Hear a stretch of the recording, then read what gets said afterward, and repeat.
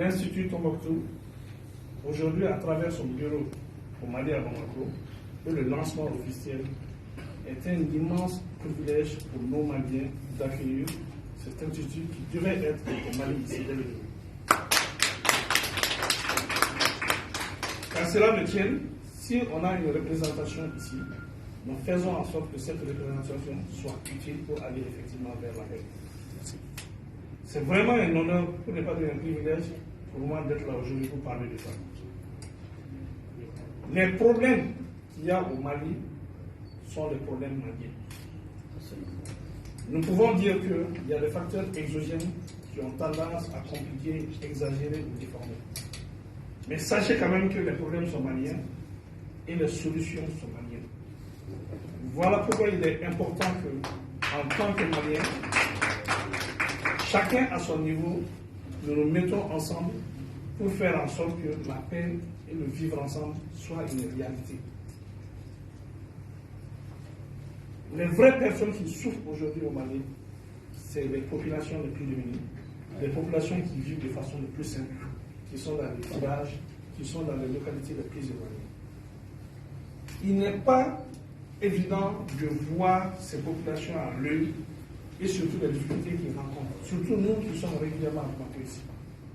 Le Mali profond a vraiment besoin de paix, de stabilité pour nous. Ceux-là qui peuvent vivre aujourd'hui décemment, normalement, dans la dignité, sont rares. Quand vous partez dans la région du centre aujourd'hui, même au nord, les Maliens sont devenus des mangeants dans leur propre pays. Ils ont perdu leur honneur, leur dignité. C'est des ONG, des partenaires qui leur donnent un peu de nourriture, un peu de PRDM, un peu de soins. Les gens ne vivent plus dignement. Il est de notre responsabilité de faire en sorte que la paix soit une réalité et de faire en sorte que ceux-là qui vivaient de leur propre économie, de leur propre effort, de leur propre sueur, puissent avoir les conditions pour revenir à ça. C'est-à-dire reconstruire les villages, remettre en place le tissu économique, les bétails qu'il faut, l'agriculture, créer des conditions qui puissent faire les échanges, qui puissent aller normalement à la foire, qui puissent en fait vivre dignement. Et c'est ce que la population attend de nous. C'est à notre portée si on se met ensemble. Ça fait des millénaires que les Maliens vivent ensemble. Et subitement, nous sommes devenus étrangers les uns des autres. Ce n'est pas normal. Ce n'est vraiment pas normal. Et nous sommes en mesure d'inverser la courbe nous-mêmes. Il faut accorder le bénéfice du doute à l'autre. Il faut dire que si quelqu'un a fait quelque chose, peut-être que c'est par erreur, c'est un problème de communication, c'est par ignorance. Mais la présomption de culpabilité, telle personne est responsable, c'est une personne mauvaise, doit être bannie de temps. Du mauvais côté, aujourd'hui, il y a tout le monde.